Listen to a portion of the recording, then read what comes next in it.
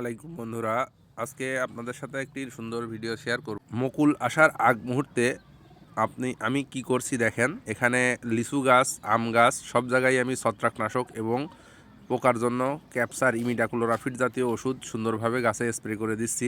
কারণ এটা স্প্রে করে দিলে কি হয়, গাছের ছত্রাক জনিত সমস্যা প্লাস কোনো পোকামাকড় থাকবে না।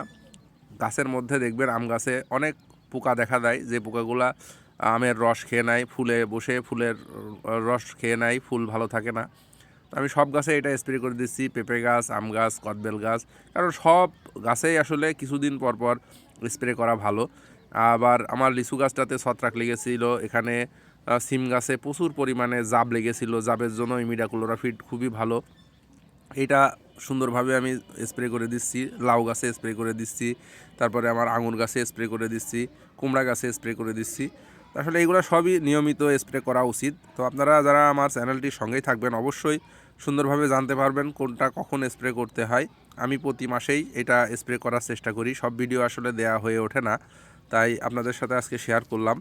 ছত্রাকনাশক এবং ইমিডাক্লোরাফিড জাতীয় ওষুধ যদি আপনি স্প্রে করেন তাহলে জাব এবং ছত্রাক কোনোটাই আপনার ফসলে লাগতে পারবে না। আমার এটা ছাদ বাগান, ছোট্ট পরিসরে সব গাছে আমি ভালোভাবে স্প্রে করে দিচ্ছি। পেয়ারা গাছে স্প্রে করে দিচ্ছি, পেয়ারা গাছে মূলত পাতার নিচে জাব লেগে থাকে, এর কারণে গাছ নষ্ট হয়ে যায়।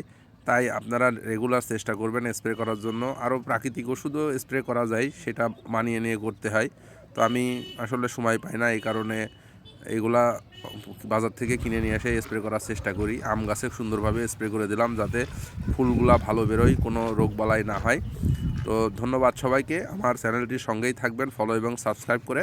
আসসালামু আলাইকুম।